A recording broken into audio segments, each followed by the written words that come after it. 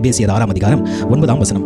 எஜமான்களே, அப்படியே நீங்களும் வேலைக்காரருக்கு செய்ய வேண்டியவளை செய்து அவர்களுக்கும் உங்களுக்கும் எஜமானர் பரலோகத்தில் இருக்கிறார் என்று அவரிடத்தில் பட்சபாதம் இல்லை என்று அறிந்து கடுஞ்சொல்லை விட்டுவிடுங்கள்.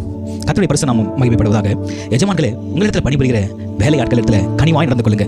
கனிவான வார்த்தைகள் பேசுங்க. நீங்கள் ஒன்றை மாத்திரம் தெரிந்து கொள்ளணும். நாம் தாழ்மையை தரித்துக் கொண்டிருக்கும் பொழுது, நாம் மற்றவர்களிடத்தில் அன்பை வெளிப்படுத்தும் பொழுது ஆண்டவர் இன்னும் மென்மேலுமான ஆசீர்வாதம் கொடுப்பாங்க. அது மறந்து விடவே கூடாது. ஹல்லேலூயா. ஒருவேளை இடத்துல ஒர்க் பண்ணுற தொழிலாளர்கள் எத்தனையோ பிரச்சனைகள்லாம் வந்திருக்கலாம். அவங்க சூழ்நிலைகள் வெவ்வேறு விதமாக இருக்கலாம். அவங்க கடன் பிரச்சனைகள் இருக்கலாம்.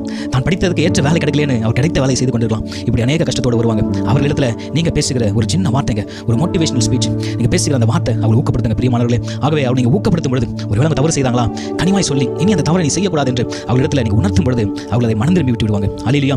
அதற்கு மாறாக நாம் கடுஞ்சொற்களை பேசி அவமானப்படுத்தி 4 பேர் முன்னாடி அவங்களை வெட்கப்படுத்தி, பாத்தியா இவெல்லாம் எப்படி செய்யறான் என்று அவர் கண் முன்னாடியே அந்த ஆஃபீஸில் இருக்கவங்க எல்லாரும் பேசும்பொழுது அவங்க மனம் உடைந்து போகுதுங்க.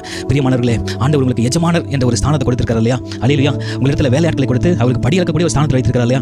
நீங்கள் கனிவாய் நடந்து கொள்ளும் பொழுது, அன்பை வெளிப்படுத்தும் பொழுது, தாழ்மையாக இருக்கும் பொழுது ஆண்டவர் இன்னும் மென்மேலுமாக உங்களை ஆசீர்வதிப்பாருங்க. ஹல்லேலூயா. கடுஞ்சொல்லை பேசாதீங்க. உங்களுக்கு எஜமான் பரலோகத்தில் இருக்கிறார். நமக்கு எல்லாருக்கும் எஜமான் இயேசு கிறிஸ்து. அவர் பரலோகத்திலிருந்து பூலோகத்தை கண்ணோக்கி பார்த்து கொண்டிருக்கிறார். நம்ம எது செய்கிறோமோ நிச்சயமாக அதன் பலன் நம்ம ஒரு நாள் பெற்றுக்கொள்வோம் என்பதை நாம் மறந்து விடவே கூடாது. நம்ம அநியாயம் செய்து கொண்டிருக்கிறோம். நம்ம இடத்துல ஒர்க் பண்ணுறவங்களை கேவலமாக நடத்துறோம், அநியாயமாக பேசுகிறோம், கடுஞ்சொற்களை சொல்லி அவங்க விமர்சிக்கிறோம், நல்லது செய்தாலும் அவங்க ஊக்கப்படுத்துறதில்லை. இதெல்லாம் உலகத்துக்கு ஓகேங்க. ஆனால் பரலோகம் அங்கீகரிக்காது. பரலோகத்தில் எஜமான் அவர் நீதியுள்ள நியாயாதிபதி, பட்சபாதம் பார்க்கவே மாட்டார். ஹல்லேலூயா. ஒனேசிமு என்ற ஒரு மனுஷன் இருந்தான். பிலமோன் இடத்துல அவன் பணிபுரிந்து கொண்டிருந்தான். ஹல்லேலூயா.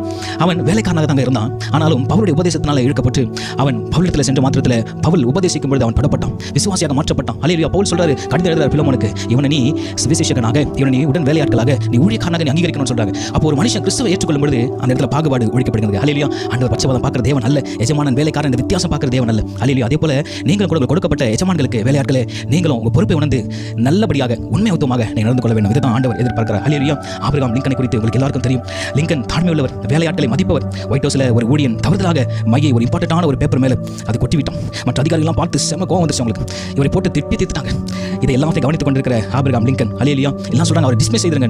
ஆபிரகாம் லிங்கன் அமைதலோடு கூட ஒரு வார்த்தை சொல்றாரு. ஆபிரகாம் லிங்கன் சொல்றாரு, ஒரு தவறை வைத்து எந்த ஒரு மனுஷனுக்கு இடப்படக்கூடாது. ஹல்லேலூயா. தவறு என்பது இயல்பானது. நீங்களும் தவறு செய்வீங்க, நானும் தவறு செய்வேன். ஆகவே அந்த தவறை திருத்திக் கொள்ளும் பொழுது மனுஷன் நிலைப்படுவான்னு சொல்றாரு. ஹல்லேலூயா. அவன் நல்லவனாக மாற்றப்படுவான்.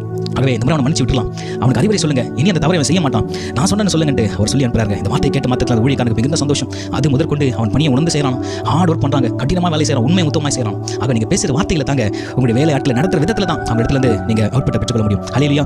நீங்க அவங்களை கடுமையாக நடத்தினா, வேலை வாங்கினா அவர்கள் உங்களுடைய வார்த்தைக்கு செவி சாய்க்க மாட்டாங்க. ஹல்லேலூயா. அதுக்கு மாறாக நீங்க அன்பு செலுத்தி அவளை ஊக்கப்படுத்தி உற்சாகப்படுத்தி அவள் ஏதாவது ஊக்கத்தை கொடுத்து நீங்க முன்னேற்ற பாதையில் கொண்டு செல்லும்போது பிரியமானவர்களே, ஹல்லேலூயா, பரலோகத்தில் கர்த்தர் அவர் தான் எஜமான், உங்களுக்கு எஜமான் அவர் தான். அவர் பார்க்கிறான்ற ஒரு பயத்தோடு கூட நீங்கள் நடத்தும் பொழுது கர்த்தர் நிச்சயமாக உங்களை மென்மேலுமாக உயர்த்தி ஆசீர்வதிப்பார். ஆகவே தாழ்மையை தரித்துக் கொண்டு தேவனுக்கு கீழ்ப்படிந்து நடக்கும்